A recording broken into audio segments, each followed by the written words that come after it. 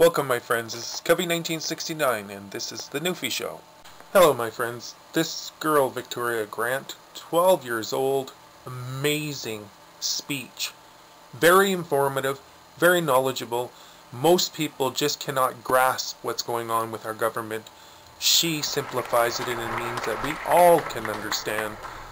God bless her. Have you ever wondered why Canada is in debt? Have you ever wondered why the government forces Canadians to pay so many taxes? Have you ever wondered why the bankers from the largest private banks are becoming wealthier and the rest of us are not? Have you ever wondered why the gross national debt is over $800 billion? Or why we are spending $160 million a day on the interest of the national debt? That's $60 billion a year. Have you ever wondered who receives the $60 billion? What I have discovered is the banks and the government have colluded to financially enslave the people of Canada.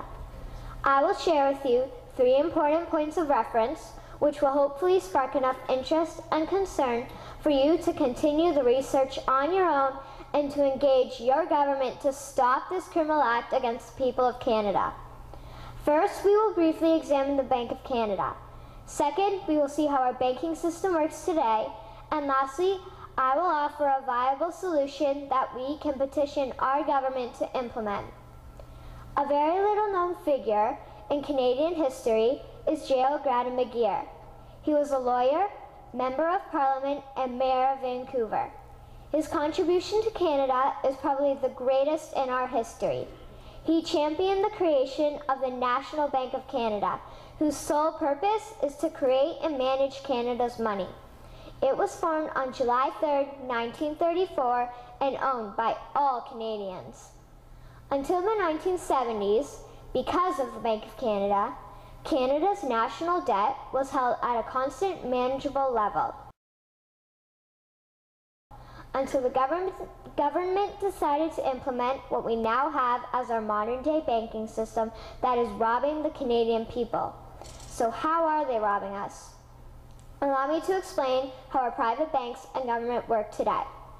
First, the Canadian government borrows money from the private banks. They then lend the debt-based money to Canada with compounded interest. The government then continues to increase taxation of Canadians year after year in order to pay back the interest on the exponentially growing national debt.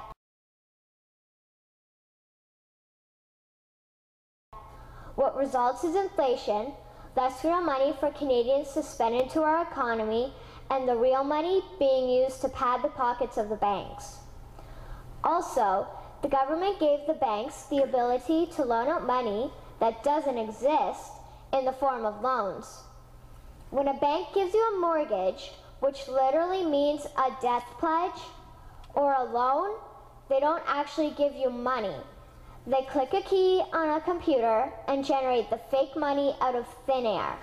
They don't actually have it in their bank vaults.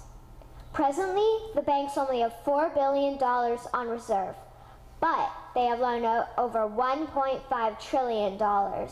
Presently, the banks only have $4 billion on reserve, but they have loaned out over $1.5 trillion. To quote Graham Towers, each and every time a bank makes a loan, a new bank credit is created.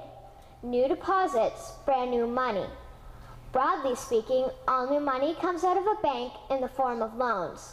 As loans are debt, then under the present system, all money is debt. What I find interesting is even Jesus in Matthew 21 drove out the money changers in the temple because they were manipulating the currency to steal money from the people. The private banks are just like the money changers in Matthew 21. They are defrauding and robbing the people of Canada, thus their freedom, and they need to be stopped. How should the banking system work? In an infamous interview, Mr. McGeer asked Mr. Towers, "Can you tell me why a government with power to create money should give that power away to a private monopoly and then borrow that which Parliament can create itself back at interest to the point of national bankruptcy?" Mr. Towers replied, If Parliament wants to change the form of operating the banking system, then certainly that is within the powers of Parliament. In other words, if the Canadian government needs money, they can borrow it directly from the Bank of Canada.